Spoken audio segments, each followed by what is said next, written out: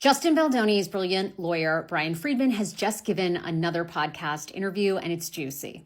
Friedman joined the Town podcast, and this interview was so good. There's a brand new Sarah Fraser Show podcast up. I break down this entire interview. It was brilliant for a couple of reasons.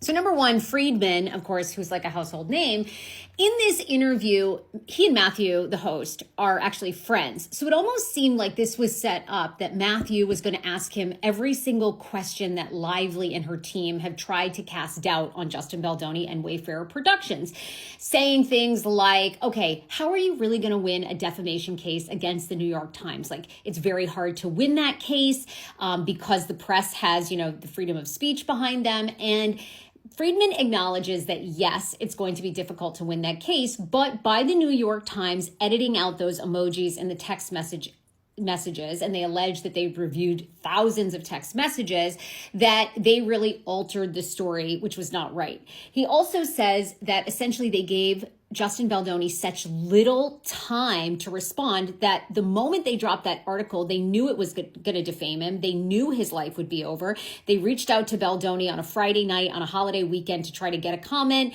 And of course, they used the excuse, well, they don't want to be scooped by another news outlet. They don't want Baldoni to go over, let's say, to the Washington Post and give in a tell-all article.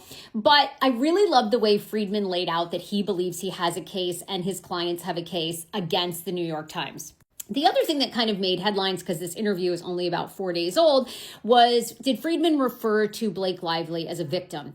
He basically said he thinks in her mind she is a victim, but that doesn't constitute, like, by law, did Justin Baldoni actually sexually harass her? And of course, Friedman says absolutely not. He also says, look, I can't control how a person feels. You may feel like you were sexually harassed. You may feel like Justin Baldoni made you feel uncomfortable, but did he break the law? Did he actually create a workplace where you were sexually harassed, or did his team really try to damage your career?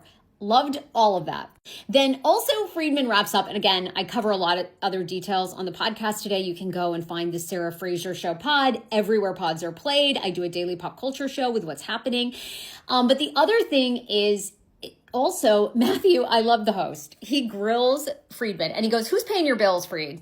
Like, who's paying them bills? Is it Steve Sarowitz, the billionaire? Which, by the way, we all know that it's Steve, but okay. And Friedman just very diplomatically says, everybody that I'm representing is paying their bills. Essentially, Steve. Thanks, Steve. We all need a billionaire friend like Steve.